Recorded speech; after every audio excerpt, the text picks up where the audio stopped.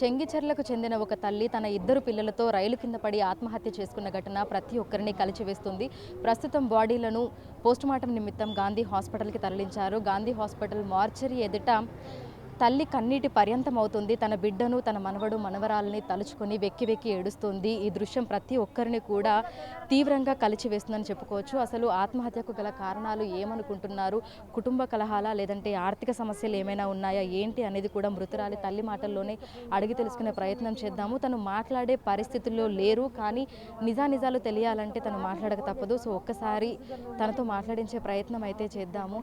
అమ్మ, అసలు ఏమైంది? అంటే మీ కూతురు, మీ మనవడు మనవరాలతో కలిసి చనిపోవడానికి అంటే ఏమై ఉంటుంది కారణం అనేది కూడా ప్రతి ఒక్కరిని కలిసి వేస్తుంది. అంటే తనకి కుటుంబ కలహాలు ఏమైనా ఉన్నాయా, ఆర్థిక సమస్య? ఎవరితోటి లేవు, అస్సలు లేవు. అందరం బాగా కలిసి ఉంటాం. మంచి ఉద్యోగం చేసుకుంటా ఆమె కిందనే 15 మంది పని చేస్తారు అమ్మా, పెద్ద పెద్దోళ్ళు చేస్తారు. మరి మరి ఏమైందమ్మా? అంటే ఇప్పుడు ఎప్పట్లాగానే ఉద్యోగానికి పోయి వస్తుండేనా? మీరు కూడా ఆమెతోటే కలిసి ఉంటుండేనా? ఇద్దరమే ఉంటాం ఇంట్లో. అంటే మీతోటి ఏమైనా చెప్పుకుందా? అంటే పనిచేసే కాడ ఏమైనా సమస్య ఉందని కానీ, లేకపోతే వాళ్ళ ఆయనతో ఏమైనా సమస్య అని కానీ? దుబాయ్లో ఉంటాడు. దుబాయ్లో ఉంటున్నాడు. మరి చెప్పిల్లా మీ అల్లుడికి చెప్పిల్లా ఇట్లా ఇట్లా జరిగిందని? కాదమ్మా, అంటే పిల్లలు ఇద్దరు కూడా చేతికి అందొచ్చిళ్ళు. ఒకళ్ళు ఇంటర్ ఫస్ట్ ఇయర్, ఒకళ్ళు ఇంటర్ సెకండ్ ఇయర్ చదువుతున్నారని కూడా చెప్తున్నారు. వాళ్ళిద్దరిని తీసుకొని ఆత్మహత్య చేసుకునే అంత కష్టం ఏమొచ్చింది మీ బిడ్డకి? తెలియదు, అన్నీ ఉన్నాయి ఆమెకు, అన్నీ ఉన్నాయి. పట్టణ చెరువు పోయి తీసుకొని వచ్చింది పిల్లల్ని, తీసుకొచ్చి చెర్ల పిల్లలు చచ్చిపోయారు. రోజుల నుంచి మంచిగానే ఉంటుండనా మీ ఇద్దరి మధ్యలో? అస్సలు ఉండదు, మంచిగా ఉంటాం మేము. ఒక మాట కూడా అనుకో, ఆమెనదు, నేనన్నా మా కోడలతోటి, మా అబ్బాయితోటి, మరి అందరం బాగుంటాం మేము. ఏ ఇంట్లో ఏం లేకున్నా కూడా మాకు ఏ సమస్య లేకుండా తెచ్చుకుంటాం అమ్మ మేము. మరి వాళ్ళ అత్త మామలకు విషయం చెప్పి పండుగకి రమ్మన్న వాళ్ళు రాలేదు. ఆమె కూడా ఫోన్ చేసింది, వాళ్ళ మనమడు ఫోన్ చేసిండు, పండుగకు వస్తామన్నారు, రాలేదు. ఇవాళ పొద్దున్నే ఫోన్ చేసి ఇంతవరకు రాలేదు, మరి తెలియదు. వాళ్ళకి కూడా ఆమె కూడా మాట్లాడింది, మనమడు మాట్లాడండి, పండుగకి రాలేదు వాళ్ళు. మీకు మొత్తం ఎంతమంది మనవళ్ళు మనవరాళ్ళమ్మా?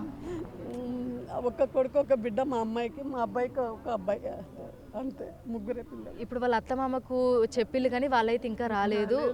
మరి వాళ్ళ ఆయన ఎప్పుడు వస్తాడు? మీ అల్లుడు ఎప్పుడు వస్తాడు? సాయంత్రం అవుతుందేమో, దుబాయ్ నుంచి రాలేదా టికెట్. కానీ అసలు ఎందుకు చనిపోయింది అనేది అసలు మీకే కారణం తెలియట్లేదు. రోజు మీ కళ్ళ ముంగట్నే ఉంటుంది, మీతో మాట్లాడుకుంటూ ఉద్యోగానికి పోయి వస్తుండే అని అంటున్నారు. వారానికి 2 రోజులు పోద్దాము, మొత్తం రోజులు మా ఇంట్లో నుంచే చేస్తుంది. సిస్టంలో అందరు వీడియో కాల్లోనే మాట్లాడతారు, అందరికి పని చెప్తుంటుంది, అన్నీ చేస్తుంది.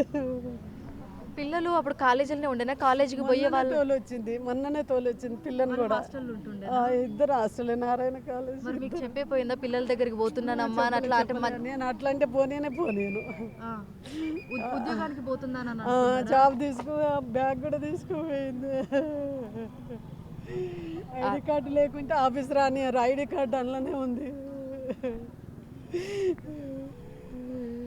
ఆ తల్లి అయితే కన్నీటి పర్యంతం అవుతుంది. ప్రతిరోజు అంటే ఉద్యోగానికి వారంలో 2 సార్లు మాత్రమే వెళ్ళేదని, మిగతా 5 రోజులు కూడా ఇంట్లోనే ఉండి వీడియో కాల్ల ద్వారానే వర్క్ ఫ్రమ్ హోమే చేసేదని చెప్తున్నారు. పిల్లలిద్దరిని కూడా హాస్టల్లో వేసి చదివిస్తున్నారు. ఒకరు ఇంటర్ ఫస్ట్ ఇయర్, ఇంకొకరు ఇంటర్ సెకండ్ ఇయర్ చదువుతున్నారు. ఇక ఆమె భర్త దుబాయ్లో ఉండి ఉద్యోగం చేస్తున్నాడు. అయితే అత్తామామలతో కాకుండా తను తల్లిగారింటికి కొంచెం దూరంలోనే ఇంట్లో ఉంటుంది, తల్లితో పాటే కలిసి ఉంటుంది.